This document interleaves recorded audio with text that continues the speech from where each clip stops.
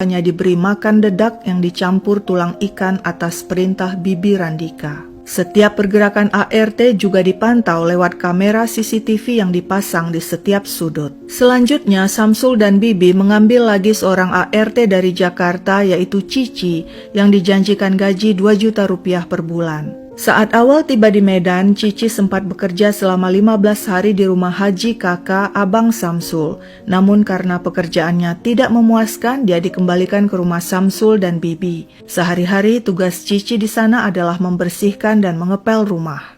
Pada 24 Oktober 2014, Samsul mengamuk sebab Cici tidak bersih mengepel lantai. Pria itu memukul dan menendangnya. Akibatnya lengan dan pinggang Cici bengkak dan memar. Cici sempat minta tolong Rukmiani membantu mengoleskan obat pada bagian yang memar.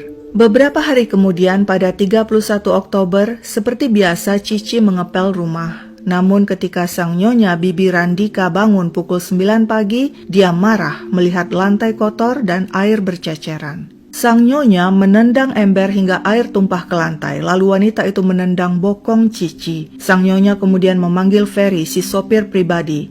"Lihat ini, pelannya tidak bersih." Ferry ikut menendang bokong Cici hingga wanita itu terjatuh. Belum puas, Ferry kemudian menginjak dada dan tulang rusuk Cici. Cici yang kesakitan memohon, "Bu, aku sudah capek, aku tidak makan dari tadi, mau istirahat." Sang nyonya, Bibi Randika menjawab, "Tidak bisa istirahat, tunggu bersih dulu ini. Lihat badanmu bau, kamu tidak mandi."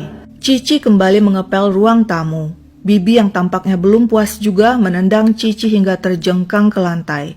Sang nyonya lalu memerintahkan Ferry, "Kamu mandikan ini, badannya bau sekali, udah lama tidak mandi. Kamu masukkan dia ke bak mandi, rendam di bak itu." Kemudian Bibi, si sopir Ferry bersama dengan Hanafi dan Zainal si keponakan kembali menginjak dada Cici bergantian. Selanjutnya, Ferry, Hanafi, dan Zainal menyeret Cici dan memasukkannya ke bathtub penuh air dalam posisi terlentang. Ferry dan Hanafi kemudian bergantian menenggelamkan kepala Cici berulang-ulang hingga wanita itu lemas. Setelah itu mereka mengangkat Cici keluar dari dalam bathtub dan meletakkannya di lantai. Sang nyonya berusaha membangunkan Cici dengan menendang-nendang badan wanita itu. Bibi kemudian memanggil ART-nya yang lain untuk mengganti pakaian Cici yang basah kuyup dan mengoleskan minyak kayu putih ke sekujur tubuhnya.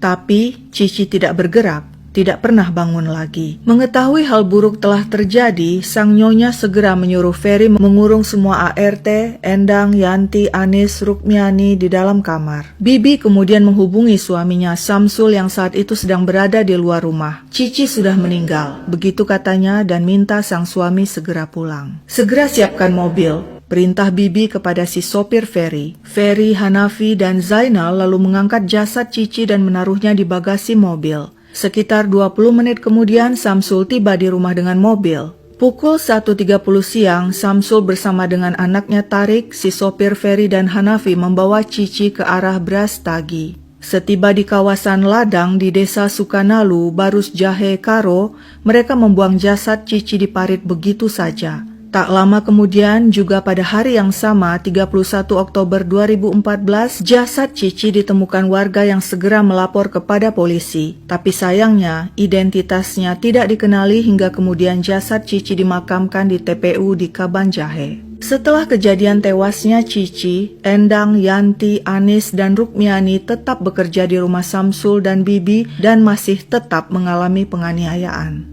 Entah kenapa sasaran penyiksaan Bibi Randika kini terarah kepada Rukmiani dan Yanti. Tubuh keduanya sampai lebam-lebam, termasuk wajah Yanti babak belur. Hingga suatu malam, Yanti diajak pergi oleh Samsul dan Bibi dengan mobil.